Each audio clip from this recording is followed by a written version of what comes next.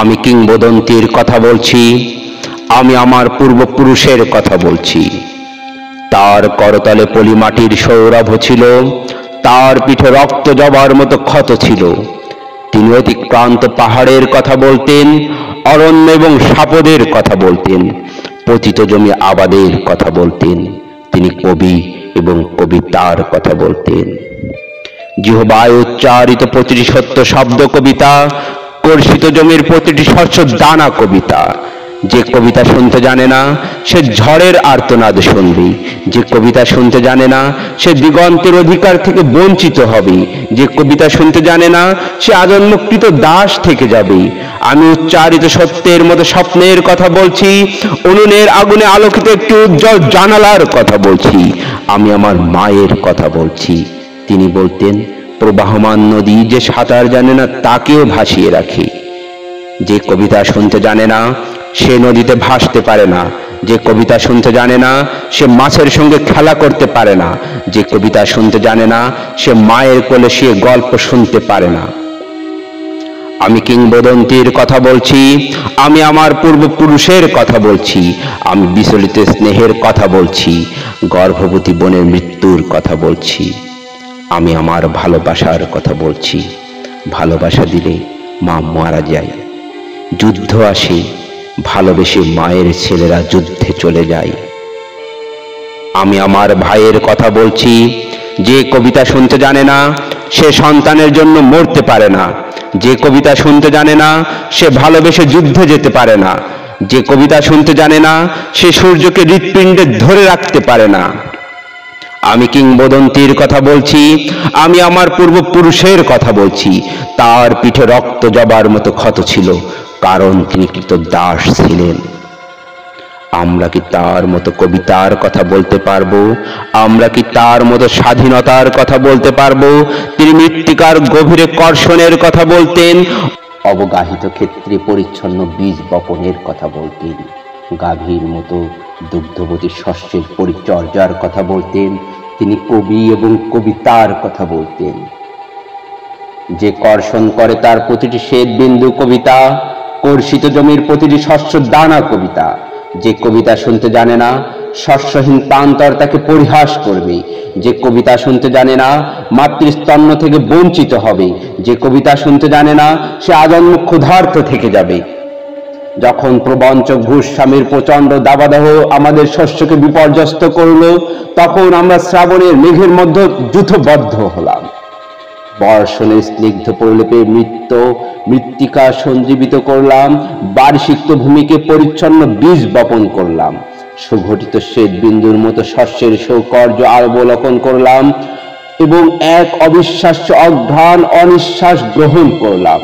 তখন বিশ্বসর্প প্রভুগণ অন্ধকার গহ্বরে প্রবেশ করল এবং আমরা ঘন সন্নিবিষ্ট তাম্রলিপির মতো রৌদ্রলোকে উদ্ভাসিত হলাম।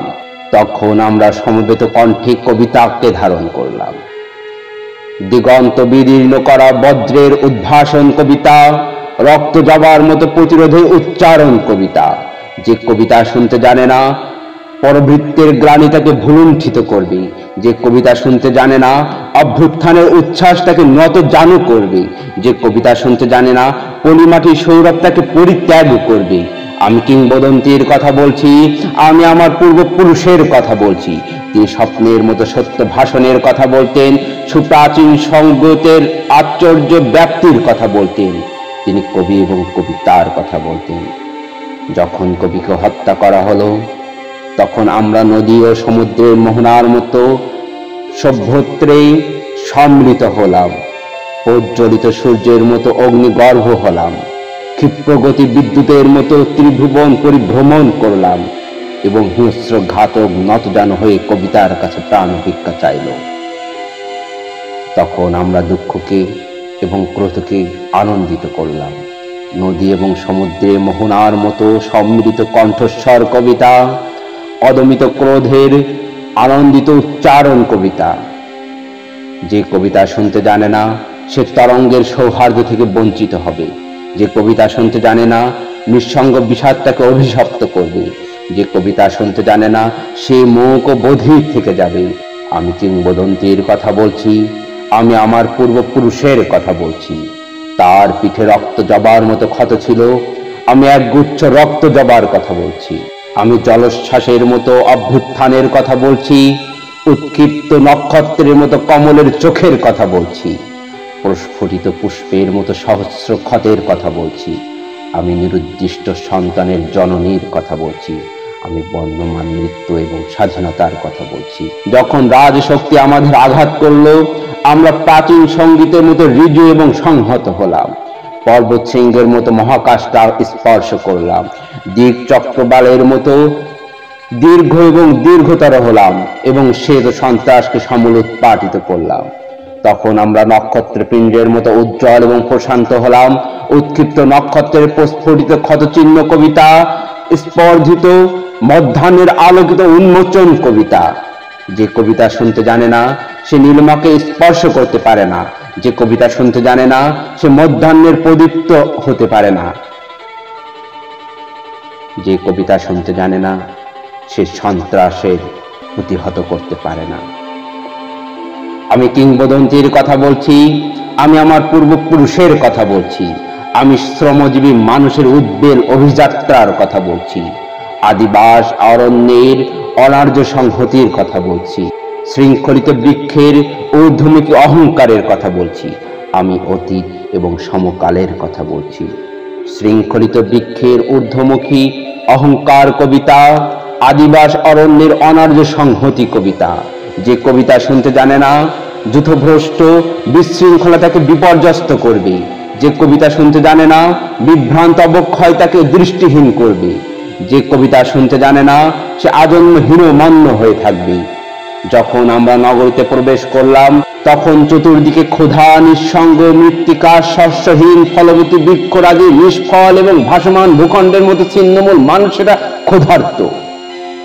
যখন আমরা নগরীতে প্রবেশ করলাম তখন আদিগন্ত বিশৃঙ্খলা, নির্দিষ্ট সন্তানের জননী শোকসন্তপ্ত, দীর্ঘদেহ পুত্রগণ বিভ্রান্ত এবং রক্তবর্ণ কমলের মতো বিস্ফোরিত নেত্র দৃষ্টিহীন। তখন আমরা পূর্বপুরুষকে স্মরণ করলাম, প্রপিতামহের বীর গাথা স্মরণ করলাম, আদিবাসী অরণ্য এবং নতজানু শপথের কথা স্মরণ করলাম। তখন আমরা পর্বতের মতো অবিচল এবং ধ্রুব নক্ষত্রের মতো স্থির লক্ষ্য হলাম। আমি কিংবদন্তির কথা বলছি, আমি আমার পূর্বপুরুষের কথা বলছি, আমি স্থির লক্ষ্য মানুষের সশস্ত্র অভ্যুত্থানের কথা বলছি, শ্রেণীযুদ্ধের অলিন্দে ইতিহাসের বিচরণের কথা বলছি। আমি ইতিহাস এবং স্বপ্নের কথা বলছি।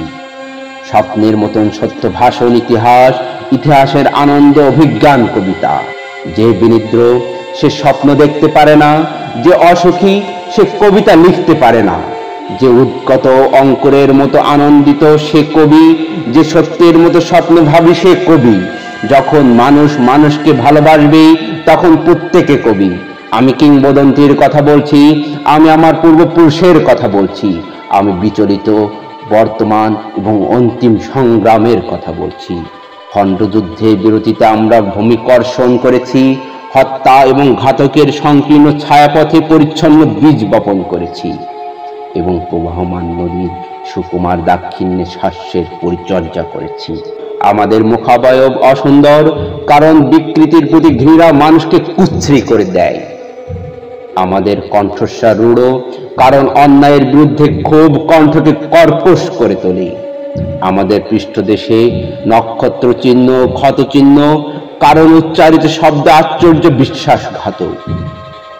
আমাদেরকে বারবার বদ্ধভূমিতে উপনীত হয়ে করেছে। আমি কিংবদন্তির কথা বলছি, আমি আমার পূর্বপুরুষের কথা বলছি। আমার সন্তানেরা, আমি তোমাদের বলছি, যেদিন প্রতিটি উচ্চারিত শব্দ সূর্যের মতো সত্য হবে সেই ভবিষ্যতের কথা বলছি, সেই ভবিষ্যতের কবিতার কথা বলছি। আমি বিশ্ব সর্বপ্রভুদের চিরপ্রয়াণের কথা বলছি, দ্বন্দ্ব এবং বিরোধের পরিসমাপ্তির কথা বলছি, সুতীব্র ঘৃণার চূড়ান্ত অবসানের কথা বলছি। আমি সুপুরুষ ভালোবাসার সুকণ্ঠ সঙ্গীতের কথা বলছি, যে কনশন করে শস্যের সম্ভার তাকে সমৃদ্ধ করবে, যে মৎস্য পালন করে প্রবাহমান নদী তাকে পুরস্কৃত করবে, যে গাভীর পরিচর্যা করে জননীর আশীর্বাদ তাকে দীর্ঘায়ু করবে, যে লৌহখণ্ডকে প্রজ্বলিত করে ইস্পাতের তরবারি তাকে সশস্ত্র করবে। দীর্ঘদেহ পুত্রগণ, আমি তোমাদের বলছি, আমি আমার মায়ের কথা বলছি, বোনের মৃত্যুর কথা বলছি, ভাইয়ের যুদ্ধের কথা বলছি, আমি আমার ভালোবাসার কথা বলছি, আমি কবি এবং কবিতার কথা বলছি। সশস্ত্র সুন্দরের অনির্বাণ অভ্যুত্থান কবিতা, সুপুরুষ ভালোবাসার সুকণ্ঠ সঙ্গীত কবিতা, জিহ্বায় উচ্চারিত প্রতিটি মুক্ত শব্দ কবিতা, রক্ত জবার মতো প্রতিরোধের উচ্চারণ কবিতা। আমি কি তার মতো কবিতার কথা বলতে পারবো? আমি কি তার মতো স্বাধীনতার কথা বলতে পারবো?